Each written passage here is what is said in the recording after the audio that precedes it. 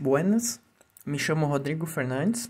Eu vou falar um pouquinho sobre o algoritmo de Dijkstra, o que seria o algoritmo de Dijkstra, né? Ou lá na sua origem, ele foi criado por um cientista da computação chamado Ensor Dijkstra, ou Dijkstra, tanto faz, o pessoal por aí chama, né? Esse algoritmo, ele possui a função de obter o menor caminho de custo, aonde, né, entende-se que o caminho de menor custo é as conexões apresentadas pelos pesos. Então, a gente tem os pesos aqui. E ele pode ser utilizado, por exemplo, da tua casa até o shopping. Então, você vai ter várias ruas, podendo ser uma rua de mão única ou com várias entradas e saídas. E a partir dali ele vai obter o menor custo para se chegar ao shopping, né? Então, esse é utilizado ao algoritmo de Dijkstra. Então, vamos começar aqui, a qual a gente vai partir do ponto A e vai pegar aleatoriamente qualquer outro. Então, no caso, vamos começar com B. Então, a gente vai iniciar em 0, porque não possui nenhum peso ainda, né? De A. Então, A para B tem peso 4, então 0 mais 4 é 4. Então, B recebe o peso de 4 de A e o C recebe o peso de 2 em A. Então, a partir daí, a gente vai partir do princípio de menor custo. Então, o menor peso ou menor valor.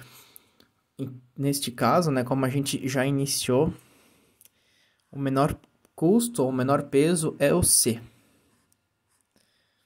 Então, a partir do C, a gente vai verificar. Deixa eu colocar aqui também. 2 de A.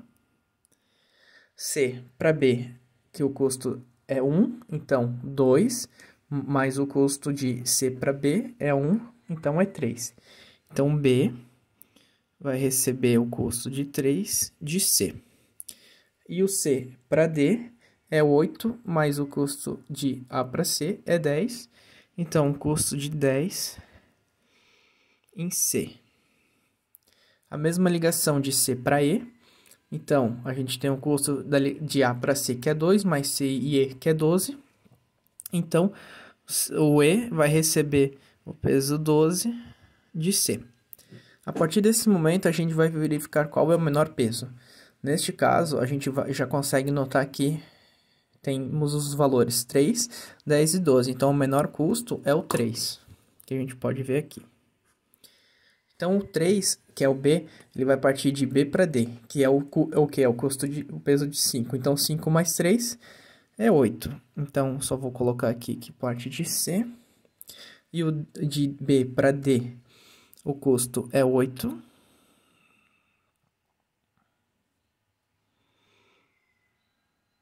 De B. E como o vértice aqui de C para E já faz a ligação, eu só vou repetir ele aqui embaixo, mais nada.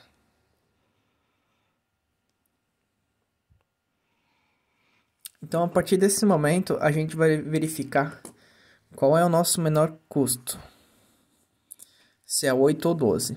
No caso, o D tem o menor custo, né, o menor peso, que é 8. Então, de B para D vai receber o custo 8. Então, a gente vai colocar aqui o 8 de B. E a partir desse momento, a gente vai verificar quais são as ligações que o D faz. A gente tem a ligação que o D faz com C, que no caso a gente já viu antes, então não vamos repetir novamente. E o D faz a ligação com E e F. Então, o custo de D para F é 14. Por quê? 6 mais o custo do anterior, que é 8, então é 14. Então, a gente vai ter o peso de 14 de D. E o D faz também a ligação com E, que o seu custo é o quê? É 8 mais o peso dos vértices entre D e E, que é 2. Então, totalizando 10 de D. Então, o menor custo entre 10 e 14 é o 10, que é a conexão entre o D e o E. Então, a gente vai verificar. O E, ele faz a ligação com o F e também faz a ligação com C, mas como a gente já viu anteriormente que C já foi atribuído, então a gente não repete. Então, o E faz a ligação com o F, então é o custo anterior, que é 10, mais o peso entre E e F, que é 12. Então, o nosso peso final, né, vai ser a ligação entre o valor de 12 em E. Ou seja, a gente consegue dizer que o E em F é o menor custo. Então, se a gente for verificar, a gente obteve o menor custo a partir dos vértices entre A e C, de C para B, de B para D e D para E.